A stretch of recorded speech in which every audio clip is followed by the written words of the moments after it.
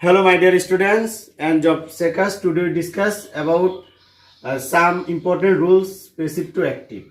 Passive object না থাকলে এটা খুবই ইম্পর্টেন্ট একটা রুলস। এটা বিভিন্ন চাকরি পরীক্ষায় বেশিরভাগ আসে।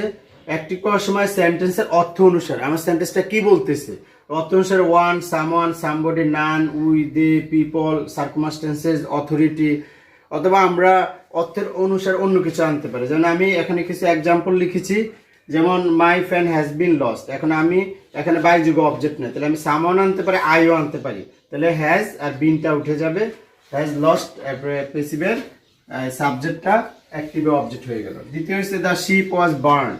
এখন শিপটা কে পোড়ায়, আমরা এটা কল্পনা চিন্তা করতে হবে। যেমন ফায়ার, তাহলে আমি বললাম ফায়ার, ওয়াজ বাদ দিয়ে মূল ভার্ব ফার্স্ট টেন্স, বার্ন, তারপরে প্যাসিভের সাবজেক্টটা অবজেক্ট হয়ে গেল।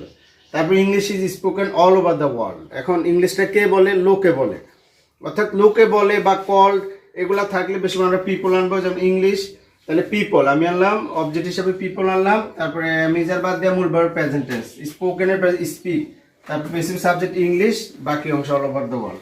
তারপর the tree has been uprooted. এখন ট্রিটা, এই ট্রি গাছটা আপরুটেড কে করে, সাইক্লোন করতে পারে, টর্নেডো করতে পারে, সুনামি করতে পারে। তাহলে আমরা একটা লিখলাম দ্য সাইক্লোন হ্যাজ আপরুটেড, তাহলে বিনটা বাদ যাবে, তাহলে হ্যাজ আপরুটেড দ্য ট্রি। তার room was not build in a day. এবার রুমটা একদিনে তৈরি হয়নি, কে তৈরি করেন, তাহলে আমরা আনলাম রুমান, দ্য রুমান। তারপর ওয়াজ নট থাকলে খুব ইম্পর্টেন্ট একটা ওয়াজ নট থাকলে আমরা ডিড নট লিখবো। ডিড নট লেখার পর মূল ভার্বটা আমরা প্রেজেন্ট টেন্স করে দেবো, বিল, আর প্যাসিভের subject room, in a day.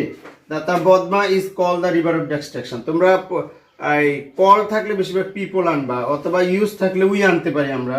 The Padma, তাহলে আমরা পিপল, তারপরে অ্যামিজার বাদ মূল ভার্ব প্রেজেন্ট টেন্স কল, তাহলে পিপল কল দ্য পদ্মা, তার পেছনে পদ্মা, তার বাকি অংশ দ্য রিভার অফ ডিস্ট্রাকশন। আর একটা important rules, promise should be keep. বিভিন্ন চাকরি পরীক্ষায় দেখেছি এই রুলটা পেসিভটা আসে বেশি। তাহলে আমরা লিখবো ওয়ান আনবো অথবা উই আনবো। ওয়ান শুড, তাহলে আমাদের পেসিভের বিটা বাদ যাবে, শুড, মূল ভার্ব প্রেজেন্ট টেন্স, কিপ, তারপর আমরা ওয়ান্স প্রমিস লিখতে হবে, ওটা পেসিভে লিখতে হবে। আল্লাহ হাফেজ। আর কিছু ব্যতিক্রমী রুল রয়েছে, নেক্সট ক্লাসে আমরা আলোচনা করবো।